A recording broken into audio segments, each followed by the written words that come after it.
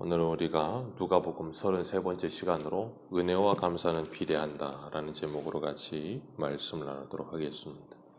오늘 본문에는 두 명의 사람이 비교되어지고 있습니다. 한 명은 예수님을 잔치에 초대하였던 이 바리새인이고, 그리고 그의 이름은 시몬이라 그렇게 40절에 말씀하고 계세요. 그런데 이 바리새인인 시몬이 예수님을 자신의 집에 초청하여 함께 식사하기를 원해서 예수님을 초청했는데 예수님이 그 식사 자리에 함께 하세요. 이 바리새인들은 원래 예수님을 싫어합니다. 예수님을 굉장히 배척했고 예수님을 책잡으로 하였던 대표적인 사람들이 바리새인, 서기관, 사두개인 이런 사람들인데, 그 바리새인이 예수님을 자기 집의 잔치에 식사 자리에 초대를 해서 같이 식사를 해요. 그 이유가 무엇이었는가 하면 이 39절에 말하고 있는 것처럼 예수를 청한 바리새인이 그것을 보고 마음에 이르되 이 사람이 만일 선지자라면 이라고 말하고 있어요. 이 바리새인이었던 시몬은 예수님을 믿었기 때문에 초청한 게 아니에요. 분명히 이야기하잖아요. 이 사람이 만일 선지자라면 이라고 하면서 그 마음속에 뭐하고 있어요? 자신은 이 여인이 죄인이라는 걸 알아요. 그런데 어디 한번 네가 그 여인이 죄인인지 아는지 한번 보자 그거예요. 그러면서 예수님을 뭐하고 있는 거냐면 약간 시험하듯이 예수님을 궁금해하면서 예수님을 자기 집에 초청해 드린 거예요. 그래서 이 바리새인이, 그리고 그와 함께 앉아있는 사람들이라고 하면 전부 다 누구겠어요? 당연히 바리새인들이죠. 죄인들, 세리들, 병자들 뭐 그런 사람들이라고 상종도 하지 않습니다. 바리새인이라는 이름 자체가 구별된다는 거예요. 그러니까 이 사람들은 기도를 할 때도 우리들은 저 세리들과 같지 않음에 감사합니다. 그게 기도라 그랬잖아요. 여인으로 태어나지 않은 것에 감사하고 저 세리들과 같지 않음에 감사하고, 그게 기도예요. 그걸 기도라고 하고 있으니, 그런데 그들은 그걸 그렇게 자신들이 거룩하게 구별된 존재라고 그렇게 착각을 하고 있어요. 그런 사람들이 바로 예수님을 초청하고 있는 겁니다. 그리고는 그 동네에 한 여인이 있는데 그 여인은 죄 많은 여자라 그렇게 이야기하고 있습니다. 죄 많은 여자라 그러면서 37절에 그 여인이 바리새인 집에 예수님께서 계심을 알고 향유다분 옥합을 가지고 와서 그랬어요. 예수님이 누구의 집에 있다고요? 바리새인의 집에. 그리고 그 집에 함께 있는 사람들은 전부 다 바리새인. 그러니까 바리새인들은 뭐 하기를 좋아해요? 다른 사람들을 보면서 책잡기를 좋아하고 지적하기를 좋아하고 그런 사람들인데, 그런 사람들이 가득한 집에 이 여인이 예수님을 찾아갈 이유는 하나입니다. 예수님이 거기 계시기 때문에. 이 여인은 죄인이라 그래서 37절에 그 동네에 죄를 지은 한 여자가 있어 그랬어요. 이 당시에 여자가 죄를 지었다고 하면 가장 대표적인 죄가 뭐냐면 음행이에요. 간음. 율법대로라면 간음한 여인은 돌에 맞아 죽어야 합니다. 그런데 동네에 죄 지은 한 여인이 있어 그랬고, 이 바리새인도 39절에 이 여자가 누구며 어떠한 자 곧 죄인인 줄 알았으므로 그랬어요. 그러니까 동네 사람들이 다 아는 죄 지은 여인, 그러니까 돌에 맞아 죽어야 되는데도 돌에 맞아 죽지 않는 그런 여인이라 하면 무엇인가 하면 자신의 몸을 팔아서 생기를 유지하는 여인을 말하는 거예요. 그런 여인인데, 그런 여인이 지금 누구의 집에 들어가는가 하면 바리새인의 집에 들어가는 거예요. 그런다고 하면 그 여인은 바리새인의 집에 있고 그 집에 둘러앉은 바리새인들에게 어떻게 되겠어요? 거의 난도질을 당하는 수준이 될 거예요. 그런데 그 집에 들어가는 겁니다. 그 집에 향유 옥합을 가지고 들어가서 예수님을 정면으로 바라보는 것도 아니고 예수님 뒤로 가서 그 발치에 앉아서 하염없이 울면서 예수님의 발에 그 눈물로 발을 씻기고 자신의 머리로 그 발을 닦았다 그랬어요. 고린도전서 11장에 보면 여자의 영광은 긴 머리라 그랬어요. 그 긴 머리를 가지고 예수님 앞에 눈물을 흘려 발을 씻고 발을 닦아놓고 거기에 향유를 부어 예수님의 발에 향유를 부어요. 그 모습을 바리새인이었던 시몬이 지켜보고 있는 거예요. 그리고 마음속으로 뭐라 그런다고요? 선지자라면 이 여인이 죄인인 것을 알 것이다. 그런 말을 하고 있는 거예요. 이 여인이 죄인이라는 것을 알 것이다.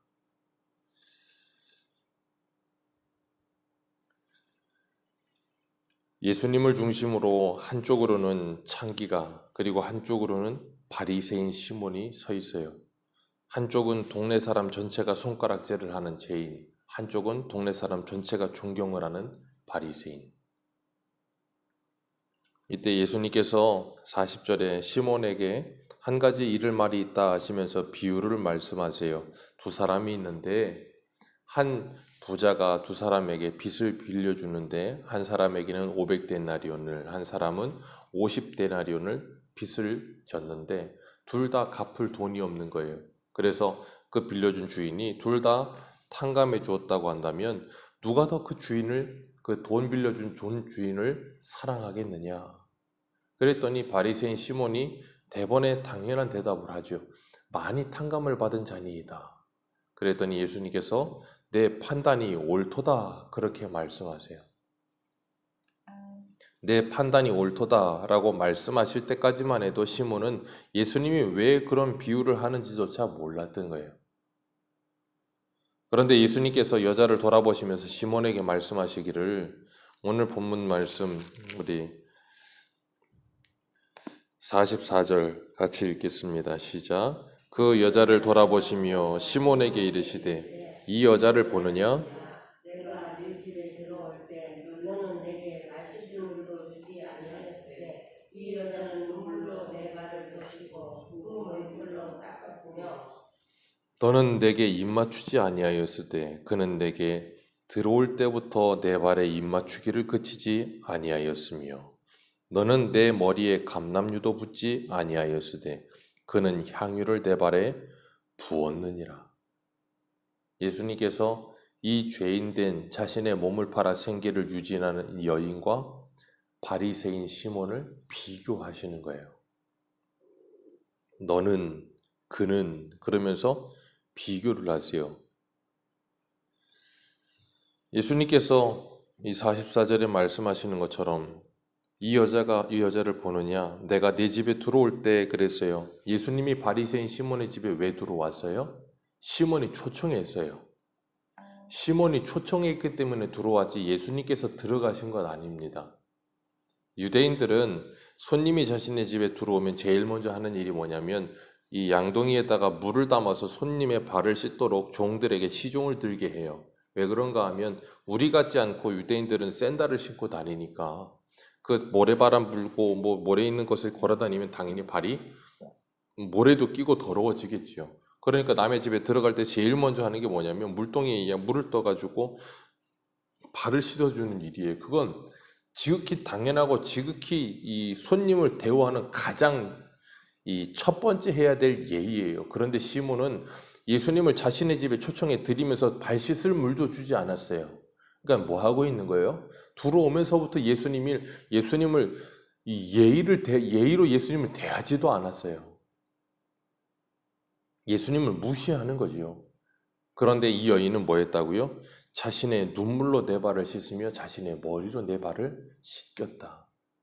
너는 나에게 입맞추지도 않았고 내 머리에 감람유도 붓지 않았다. 이 말은 뭐냐면 손님이 들어왔을 때 손님에게 대하는 친근함의 표시예요. 우리나라는 그렇지 않지만 외국 사람들은 이 볼과 볼을 맞대어 인사하잖아요. 친밀감의 표시로 가까운 사람들이. 그런 것처럼 예수님께 그렇게 하지도 않았고 머리에 감람유도 붓지 않았다는 거예요. 이 손님을 초청하고 이웃을 대하는 태도에 있어서 예수님에게 전혀 아무런 예의를 차리지도 않고 아무런 환대도 하지 않는 거예요.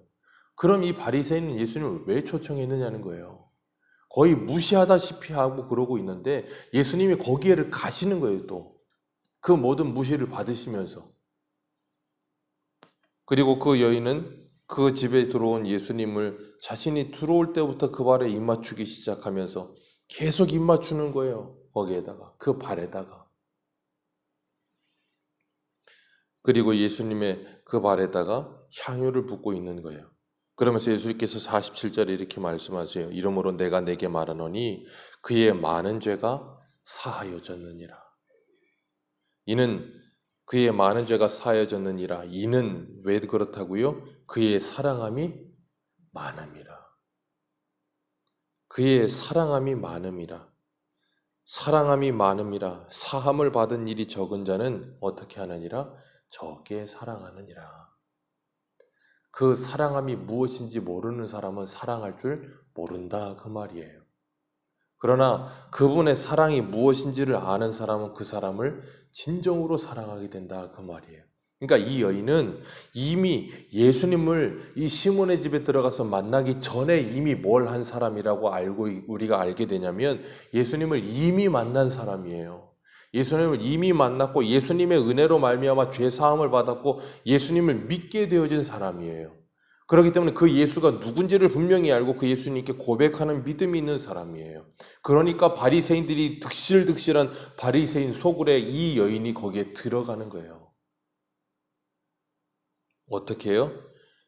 거기 들어가면 난도질을 당할 거라 알면서도 손가락질을 당하고 온갖 말을 들을 걸 알면서도 거기로 들어가는 거예요. 요한일서 4장에 보면 18절과 19절에 이렇게 말씀하세요. 사랑 안에는 두려움이 없고 온전한 사랑이 두려움을 내어 쫓나니 두려움에는 형벌이 있음이라. 두려워하는 자는 사랑 안에서 온전히 이루지 못하였느니라. 우리가 사랑함은 그가 먼저 우리를 사랑하셨습니다. 사랑은 두려움을 내어 쫓느니라. 사랑은 두려움을 이기는 거예요. 그래서 우리가 그분을 그렇게 두려워하지 않는 사랑으로 사랑할 수 있는 이유는 그분이 우리를 먼저 사랑하셨기 때문이라.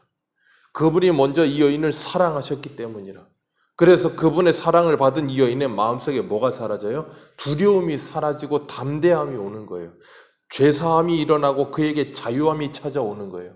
그러니까 누가 뭐라고 하든지 말든지 누가 어떻게 하든지 말든지 그것에 대한 두려움이 없고 그걸 뛰어넘어 자유함을 누리며, 그래서 예수님께서 오늘 본문에 뭐라 그러시는가 하면 이 예수님께서 사랑함이 많음이라, 많은 죄가 사하여졌다 하시면서 사랑함이 많음이라 그랬더니 거기에 모여있는 사람들이 뭐라 그러는가 하면 이가 누구이기에, 49절에 이가 누구이기에 죄도 사하는가. 예수님께서 죄사함의 권세가 있다는 것을 보여주고 계시는 거예요. 예수님이 이 땅에 오신 이유가 바로 그 죄를 사하시기 위하여 오신 분이라는 걸 분명하게 선포하고 계시는 거예요.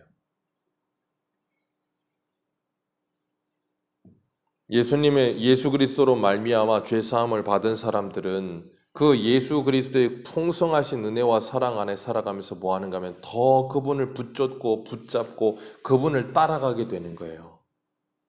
우리가 제가 늘 말씀드리지만 구원함을 받는다라고 할 때 3시제로 과거, 현재, 미래로 말씀드린다 그랬잖아요.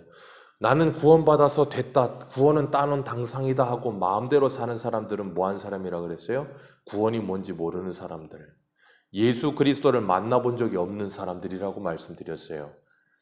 그건 구원받은 게 아니에요.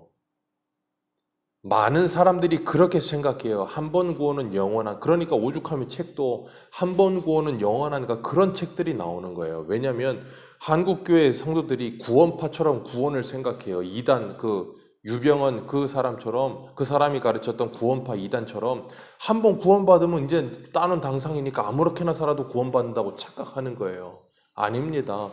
정말로 구원을 받은 사람이라면 그 구원의 생명, 그 구원의 효력이 지금도 역시 뭐 한다 그랬어요? 나타난다 그랬잖아요.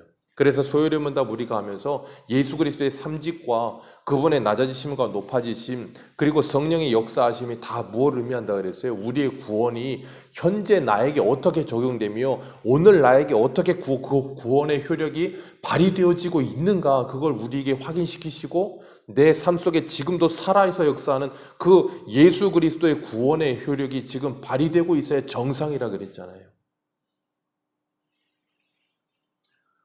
그렇기 때문에 오늘도 나는 구원받고 있어야 정상이에요. 구원받은 사람이라면. 내가 죄인이라는 걸 알고 더욱더 그 예수 그리스도를 붙잡아야 되는 거예요. 간절하게. 그분이 아니면 안 된다는 그 간절함을 가지고. 그래서 더 많이 빚진 자로, 더 많이 탕감받은 자로, 내가 바로 그 1만 달란트 탕감받은 자라는 걸 아는 거예요.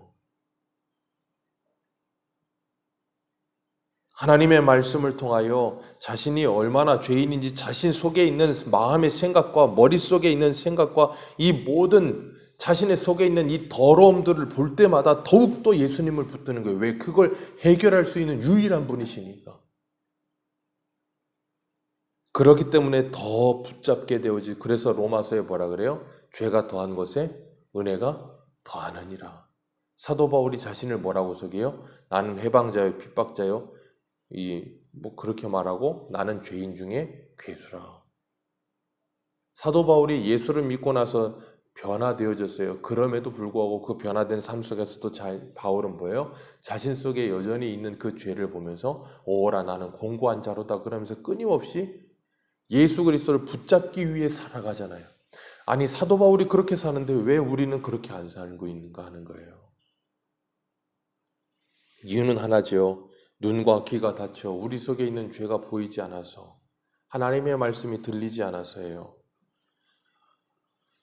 주님께서 오늘 47절에 분명히 말씀하세요. 그의 사랑함이 많음이라. 오늘 이 여인과 바리새인 시몬의 차이가 뭐예요? 사랑의 차이예요. 하나님께서 받은 사랑의 차이, 그 사랑이 무엇인지를 아는가 모르는가의 차이. 우리의 신앙생활의 싸움은 바로 사랑입니다. 그래서 예수님께서 요한복음 13장에 뭐라 그러셨어요? 내가 너희에게 새 계명을 주노니. 주님께서 우리에게 새 계명 하나 주셨어요. 뭐라고요? 서로 사랑하라. 내가 너희를 사랑한 것 같이가 조건이에요. 사랑 안에는 두려움이 없나니 사랑이 두려움을 내어 쫓느니라. 그가 우리를 먼저 사랑하셨기 때문에 우리가 그를 사랑함이라. 내가 너희를 사랑한 것 같이 뭐하라? 서로 사랑하라. 그게 유일하게 우리에게 주신 계명. 그렇기 때문에 우리는 이 믿음의 생활을 해가면서 우리가 잊지 말아야 될 게 뭐라고요? 하나님 사랑과 이웃 사랑. 그래서 우리의 신앙에서 우리의 마음속에서 사랑 나오지 않는 것, 하나님을 진정으로 사랑하지 않고 이웃을 진정으로 사랑하지 않는 내 모습을 보면서 탄식해야 되는 게 정상이에요. 내가 무엇을 했다 하지 않았다의 존재가 아니에요.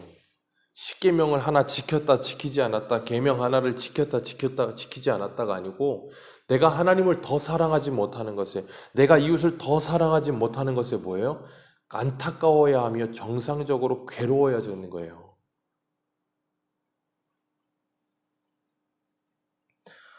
오늘도 우리를 용서하신 그 은혜와 사랑에 감사하며 주님께서 오늘 본문에 이 여인에게 말씀하세요. 50절 같이 읽습니다. 시작. 예수께서 여자에게 이르시되 내 믿음이 너를 구원하였으니 평안히 가라 하시니라. 아멘. 예수님께서 여자에게 말씀하세요.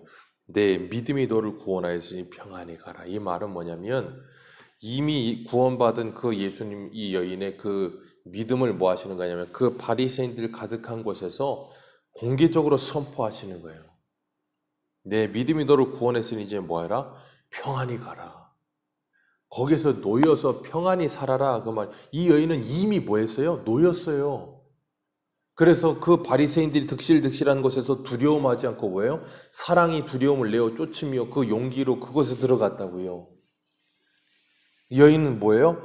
이제는 그 죄에 눌리지 않고 사람들의 시선에 눌리지 않고 거기서 자유함을 얻으며 평안함을 얻은 거예요.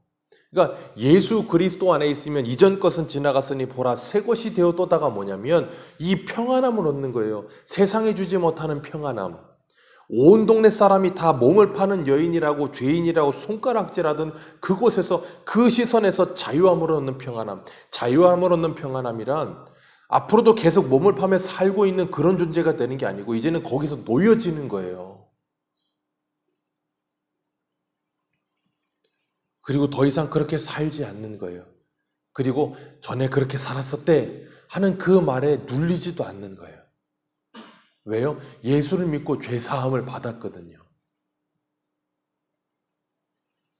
그런 자만이 주님을 더욱더 사랑하게 되어 있어요. 왜냐하면 내가 용서받은 그 죄가 얼마나 큰 건지를 알면 그 자유함 속에 예수 그리스도의 십자가의 은혜와 사랑을 자랑하며 더욱더 하나님을 기뻐하며 그 감사가 넘치는 삶을 살게 되는 겁니다. 주님께서 오늘도 우리에게 말씀하세요. 평안히 가라.